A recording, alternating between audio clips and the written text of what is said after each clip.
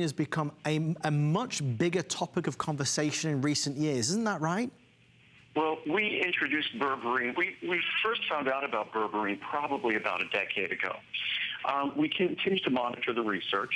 We continue to investigate the various raw material sources because it's a standardized extract, meaning a very specially made extract of barberry root. But it was something we were watching very carefully. And then I guess it was about 4 or 5 years ago, some really fascinating clinical studies were published on the benefits of berberine in terms of, once again, supporting our healthy blood sugar metabolism and insulin metabolism. These two products, cinnamon and berberine, are kind of the natural 1-2 punch in terms of our lifestyles nowadays conspire to undermine, to adversely affect our ability to manage our blood sugar, manage our insulin.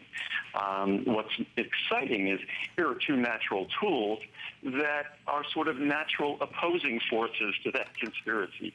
So they're good co-conspirators in terms of helping us support that healthy blood sugar level, metabolism, and insulin metabolism as well.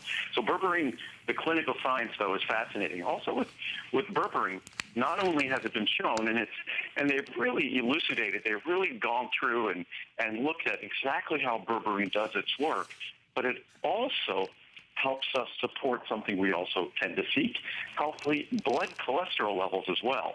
So it really is a fascinating ingredient. The one thing about berberine, different than cinnamon, you take 1 or 2 capsules a day, small capsules. Berberine, on the other hand, you're going to be taking 1 or 2 capsules with each meal. The most exciting clinical studies on berberine were 2 capsules with each meal. That's why it's such a large supply. That's also why we made it some incredible savings today on berberine as well. It's funny because the color is just glorious. I feel like I could do some finger painting with it. That color, yeah, and again, it's all natural. No colors added, right? You absolutely could. It's most of us know that turmeric is a bright yellow herb, bright orange yellow herb. It's the orange color of, say, the Buddhist monks' robes and things like that. And it's been used not only as a traditional medical herb in Asia, but it's also been used as a food color, as a clothing dye. And berberine is a very close cousin. Berberine root is a very close cousin to turmeric root.